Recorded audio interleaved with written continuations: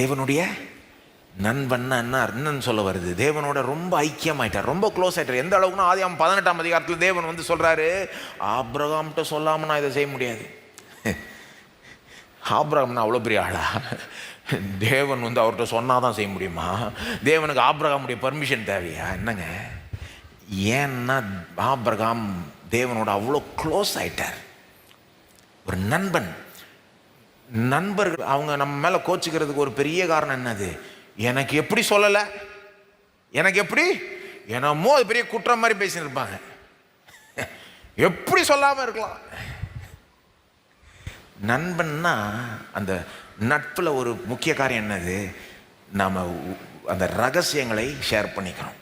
மற்றவர்களுக்கு தெரியாததை நம்முடைய நண்பர்கள்ட்ட ஷேர் பண்ணுறோம். ஆபிரகாமுக்கும் கடவுளுக்கும் எப்பேற்பட்ட ஒரு ஐக்கியம் இருந்ததுன்னா, கடவுள் வந்து அவரை ஒரு நண்பனாக பார்க்குறாரு. அவர்கிட்ட சொல்லாமல் நான் சோதம் அழிக்க முடியாது, தண்டிக்க முடியாதுன்றார். போய் நான் பேசி ஒரு பெரிய ஒரு டிஸ்கஷன் போது அங்கே அவருக்கும் ஆபிரகாம் வந்து அவரை தடுக்க பார்க்குறாரு.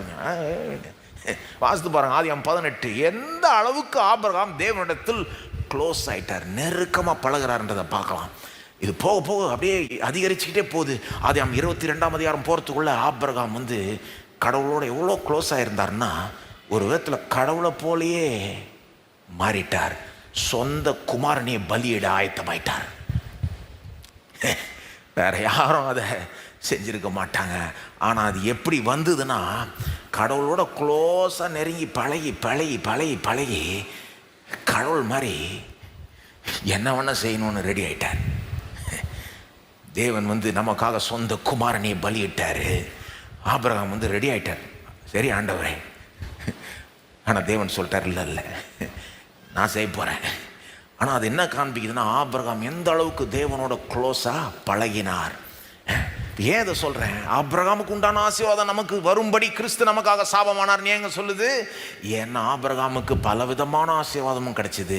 எல்லாத்தை விட பெரிய ஆசீர்வாதம் என்ன? தேவனிடத்தில் அவர் நெருக்கமாய் பழகுகிற ஒரு ஆசீர்வாதம். அப்போ இந்த ஆசீர்வாதம் நமக்கு உண்டாகும்படி தான் கிறிஸ்து நமக்காக சாபமானார். நான் சொல்ல விரும்புகிறேன், வேதத்தின் அடிப்படையில் சொல்ல விரும்புகிறேன், இந்த ஆசீர்வாதம் ஏற்கனவே உங்களுக்கு வந்துருச்சு. நீங்கள் கிறிஸ்துவுக்குள் இருக்கிறீங்கன்னா ஏற்கனவே வந்துருச்சு. எங்கே இருக்குது? தோ உங்கள் தலை மேலே இருக்குது. எனக்கு தெரியுது. பக்கத்தால் பார்த்து சொல்லுங்கள், ஆபிரகாமுக்கு உண்டான ஆசீர்வாதம் தோ உங்கள் தலை மேலே தான் இருக்குது. கை வச்சு பாருங்க. கிறிஸ்துவுக்குள் எல்லாம் சொல்லுங்க, கிறிஸ்துவுக்குள் நான் ஆசீர்வதிக்கப்பட்டவன். நான் செய்வது வாய்